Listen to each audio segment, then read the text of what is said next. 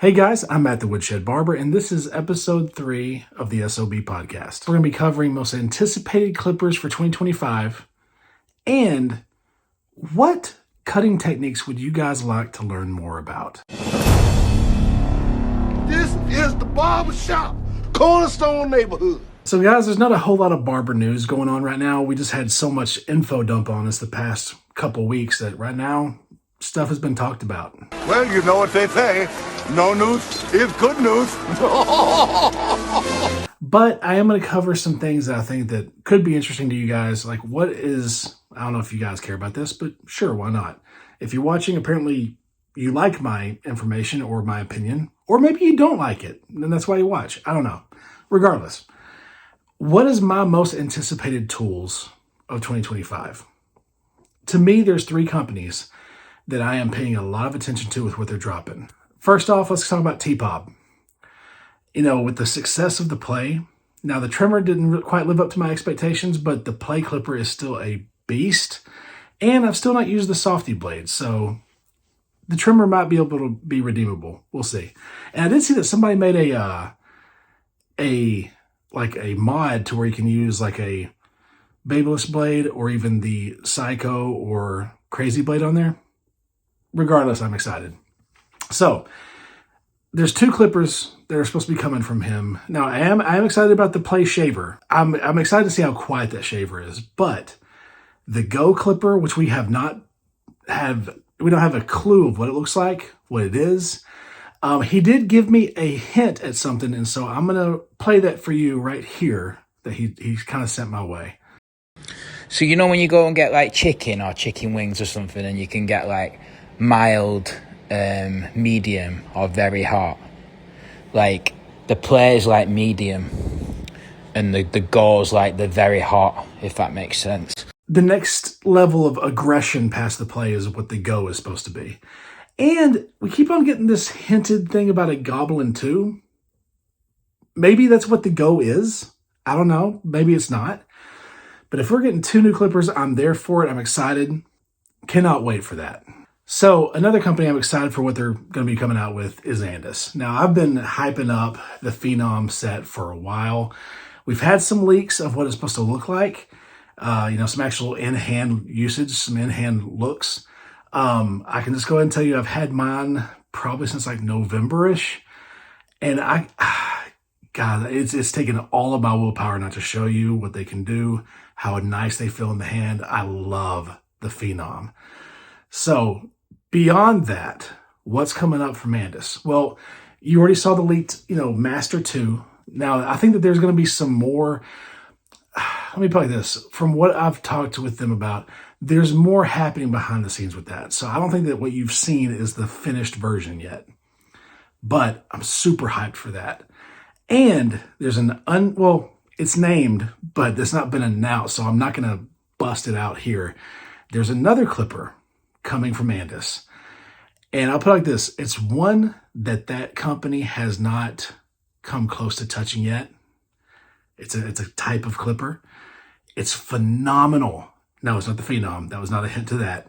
But it's phenomenal. It is by far probably the most comfortable in-hand clipper I've ever touched.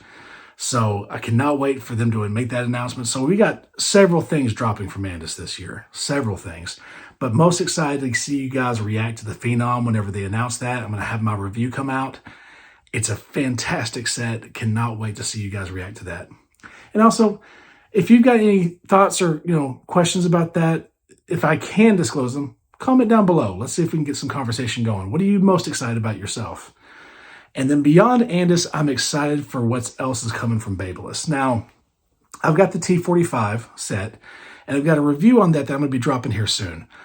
But, it's kind of crazy because it's such an affordable set. Sometimes I'm most impressed, not lower quality, because I don't think that they have lower quality, but they're beginner tier stuff. The Lithium FX set that they just dropped, the gray one, I talked about it last week. I'm super excited to get a hold of that if I can. We'll see. But that compact set with the shaver, trimmer, and clipper that all use the same charging stand, once again, bam, charging stand. I'm so excited for that set. I don't know what it is. And maybe it is because of my big old gorilla paws, but having a small clipper that allows me to get into certain tight areas, I really love that. So between that and also I'm getting more and more excited for the core effects, taking that classic FX shaped clipper and just making it less bulky, shortening it up, seeing how that feels in the hand. I've always liked the ergonomics of it just because it kind of reminds me of honestly kind of reminds me of the Model 10 from Oster as far as like that cylindrical type flashlight feel. But having a shorter one like that, who knows, maybe if they're not doing the FX1 on that, maybe they'll put a different motor in. And I'd like to hear from you guys too. For all of you who have used the FX1, let me see if this is just me. One of the things that I like most about the T45, and I'm going to touch this more in the review, but one of the things that I like the most about the T45 is that the motor that's in it.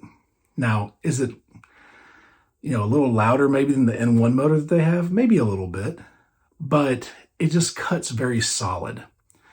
For those of you who have used the FX1, whether it be the FX1 or the Low Pro FX1, they have that N1 motor, and I don't know what it is. Something about that motor just bugs me. It's plenty powerful, but once it does hit resistance, I don't know if it's the combination of motor and blade. We just talked about that last week, in my review of the Shorty, how sometimes just the motor and the blade pairing is just right. It feels like that pairing is off. I don't know. Maybe it's just me and in my head, but I love the T45 motor. I love what they put, whatever motor it is. Maybe it is the N1 motor, but I love whatever motor they put in the Lithium FX.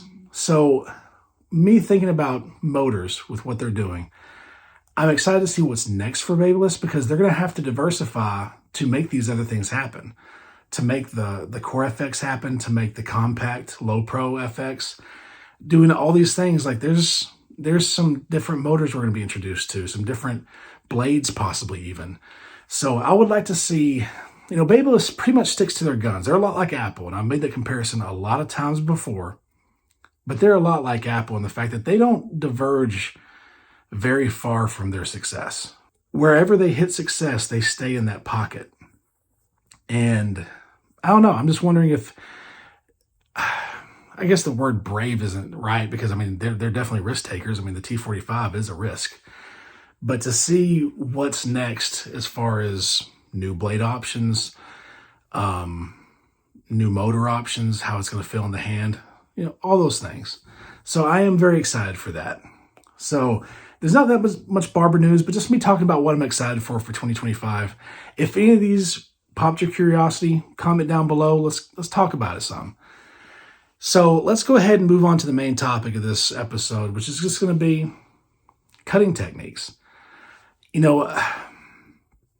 YouTube has heavily affected the barber world. I know that some people don't admit to the level that it has, but it definitely has.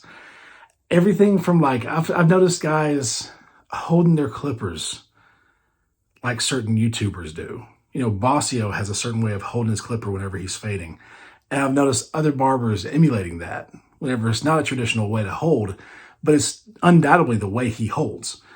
Everything from, cutting styles, and not the content stuff. The content stuff is not barbering. Let's go ahead and cut to the chase on that. I'm talking about cutting hair.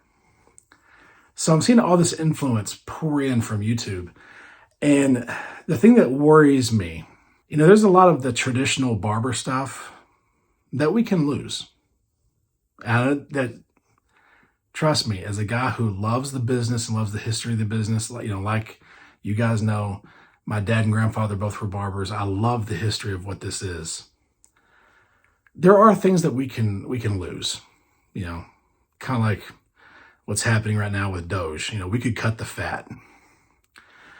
But what worries me is that with the majority of young influence on barbers being just YouTube, sadly, probably not a whole lot of apprenticeships where you have a guy who's been 20, 30, 40 years in the business mentoring a young guy. Hopefully that's happening, but you don't hear it talked about that much. What worries me is what cutting methods, what cutting styles, what secrets of the trade could we possibly lose in this just bombardment of information? And I mean, look, I'm one of the YouTube guys. I'm part of the problem in a way. And so I'm going to bring up some cutting styles and let me know if you would like to see a little bit more of it covered or if you've ever heard of it before. So let's start off with the basics. There's shear over finger. We see that all the time. Shear over finger, shear over comb, overhand shear over comb. Now, that right there may throw you. It's pretty much kind of like overhand clipper over comb, where you're cutting the top surface of the hair with scissors and comb, and that's how you're actually picking up the hair. So starting off with clipper over comb, freehand clipper cutting, backhand clipper cutting, just all these different methods. I'm just curious about how do you guys always, shape your beards? Do you, always pull down the beard with a comb and then push in a line? Or do you freeform cutting, actually carving in the shape of the beard? So questions like that are just popping in my head constantly. Just, ADHD, my brain's always twirling. So just curious about what things have you guys seen that you would like to see more education on online? Because, I am an educator, I am a teacher, and so far, most of what you've seen from me is just reviews. I do want to bring a more balanced viewpoint to this. And, ever since I got involved in the YouTube thing, this was my main goal, was that I'm going to use some generic phrases here. You've got the hipster barbers, top buttoned, pompadour, beard, mustache wax, kind of a speakeasy vibe. And it's all about the tradition part of it. So you got your hipster barbers and you got your hip hop barbers, so you got these two different kinds. I kind of live in both worlds a little bit. So I'm trying to always be in the middle, kind of be your average Joe barber. And so I think that most of us are in that middle pocket. And so we know we need to learn and be very good at doing a lineup, maybe even doing some enhancements. Me personally, I don't ever do enhancements, never have. So that's kind of a weak spot in my education. So I'm not an enhancement guy, but I can edge up fine, all that stuff, but I always go all natural with that. But I also enjoy scissor cutting, doing traditional tapers, traditional pompadour, stuff like that. So, I live in both worlds a little bit. What would you guys like to learn more of? What holes can you admit? And this is maybe if there's a way to comment, an anonymous comment, feel free to do that. Because I don't want to put anybody on blast, but, it's good for us to be humble in what we know and what we don't know. Because only through humility can we actually learn. So what holes do you think that you feel you have in your education as a barber? Or maybe you're a young, aspiring barber and you have this big gap of look, I feel great with clippers, but I don't know what I'm doing with shear cutting. Or, maybe my shear cutting on top is fine, but whenever it comes to using scissor over comb or shear over comb on the parietal ridge, I just don't know how to hold the comb. I don't know how to set my angle. I don't know how to do that stuff. So I would love to hear more of that from you guys. And just that's going to help guide me with honestly what the holes I'm trying to fill with online barber information. So that's just kind of where my heart's at with this, where my thoughts at with this. Please let me know what you guys think down below. I'd love to hear that. So things coming up. March 16th, the Clutch Barber Expo in Owensboro, Kentucky. I'm going to be at that show. Jury's still out whether or not I'm going to be able to make it to CT this year. I hope to, but that's, mid-May. And then June, I want to say it's June 8th, here in Nashville, we have the BarberCon Nashville Expo. So I'm looking forward to going to that too. Would love to meet you guys. Would love to talk to you, see you. It would just be fun. So guys, this is a little bit of a shorter one. Thank you for tuning in. I appreciate all the helpful comments, and hopefully this is something that takes off and has its own life of itself. Hey guys, thank you so much for watching this video. Please click that like button, subscribe, share this with your barber friends. Let's get this community growing.